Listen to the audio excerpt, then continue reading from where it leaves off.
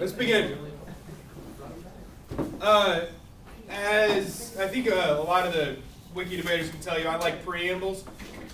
So here's the preamble, and you can title this section in your notes Preamble. Initially, I would contend that debating the negative is more difficult than debating the affirmative for a number of reasons. Initially, the comfort level that you have with the material is generally going to be a lot better on your affirmative. As John said yesterday, you're going to have a big, gigantic expando full of arguments to make on your affirmative. You kind of know what's coming, and you generally know that literature better than anybody else. But also, I think that the negative requires a different type of critical thinking, if not a more advanced level of critical thinking, at least different or out of your comfort level relative to what you would have on the affirmative. There are lots of options as the negative, and trying to decide between those competing options, etc., is, I think, difficult, or at least takes some getting used to.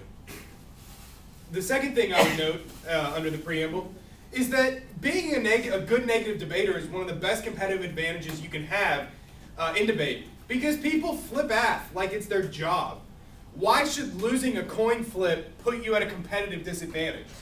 I would argue that losing the coin flip should be very good for you, because it puts that affirmative debater in a very, they get that sense of comfort from the fact that they're going to be debating their affirmative, but little do they know that you're a rock-solid negative debater, right? They just don't know what's coming.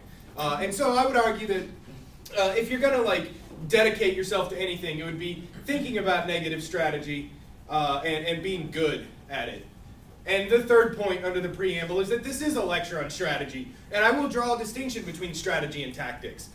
We won't be talking too much about execution, and we'll get there, and there are a couple of points I'm going to make, but more than anything else, I would urge you to view the negative from a meta level in the debate. It's very much about calculating the strategic decision is which dog do you bring to the fight, and how do you train that dog, not what the dog does during the fight, right? That's the point, and that's the distinction I would make. And there's, it's like they had to make a whole Final Fantasy game just for tactics, because there's a distinction as between strategy and tactics. And this is a lecture about that strategy. The last thing I would say under the preamble is that I think that strategic thinking is one of the most pedagogically beneficial things that we can do in debate. It's without a doubt the most wide-reaching in scope and applicability. Thinking strategically about conflict and conflicting decisions and those types of environments is something that we can apply in our daily lives during and after debate. If you go on to be a politician or a lawyer or a business person or I don't know, an advocate or whatever you want to be when you're not debating, you will need to be thinking strategically.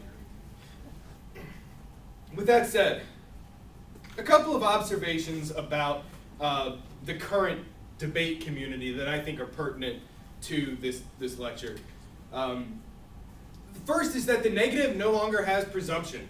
I remember learning debate and learning that the negative somehow has this holy grail of refutability, in that we don't have to prove anything we're saying. We just have to prove that the affirmative is wrong. That's not the case anymore. The negative is very much positively directed at proving points. And then we could have a long discussion about why I think the negative should have presumption, but I'm simply observing the fact that, as a rule, most judges won't vote on defense. And, it's just kind of the way it is. And then the second observation I would make is that, as a game, debate is mostly about control. And the negative kind of starts behind in this game, because the 1AC sets at least the parameter in the judge's mind of how we're going to be talking about the resolution, but that makes your 1C the most critical speech in the round. It's the most important thing because it's your first and only opportunity to set the affirmative off of his or her rocker, to change the scope or the trajectory of the debate round. So the negative strategy. First, I think that we need to define what we mean by the negative strategy. And here I would also like to say that strategy is distinct from tactics. I would define strategy as a meta-level manipulation of the round. And we have to think of it like that. If we just go into our negative rounds ready to refute, then we're already behind. If we just go into negative rounds ready to say they're wrong, then we're giving them control of the round. We're going to be on their piece of paper for the round. We have to think about it, the negative strategy, as how are we going to go in and take ownership in the 1 and C? How do we move the round in the direction that we want? The second point under the definition is that this then implies a vision for the round.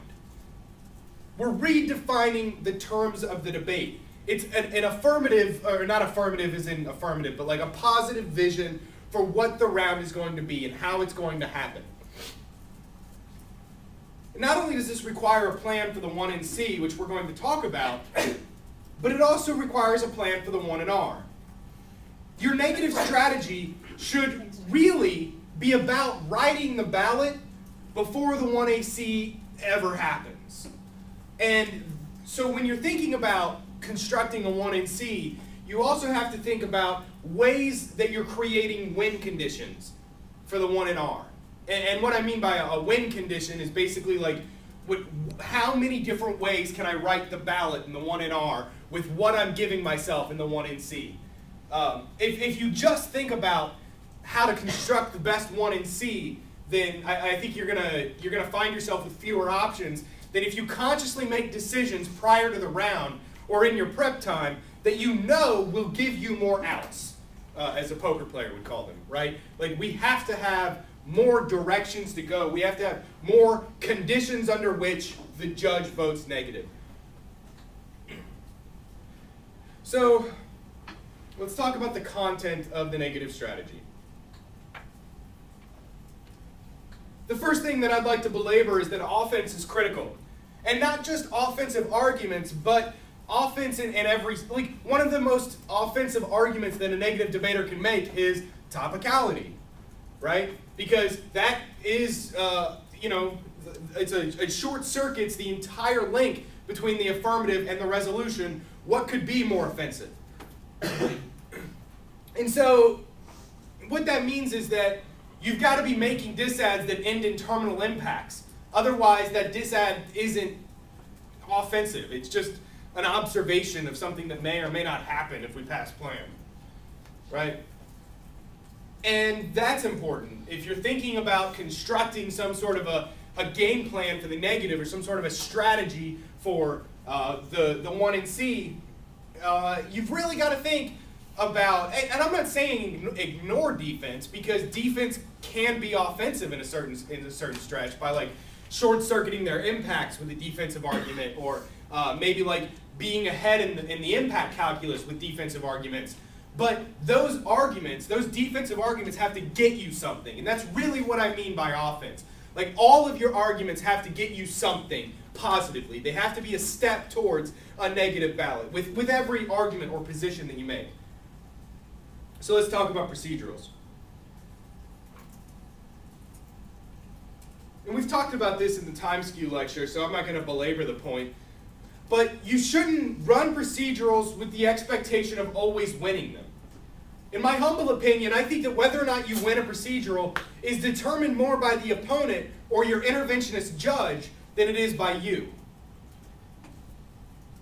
You can decide to go for a procedural if you want to, but I think the 1AR is really going to either make the mistake of letting you win that procedural, or they're going to prevent you from winning the procedural. And I'm okay with that.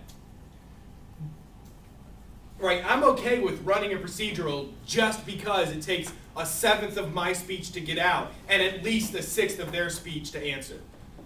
Right? And I would consider that offense, right? Like we can have offense outside of the debate round itself on the time skew, and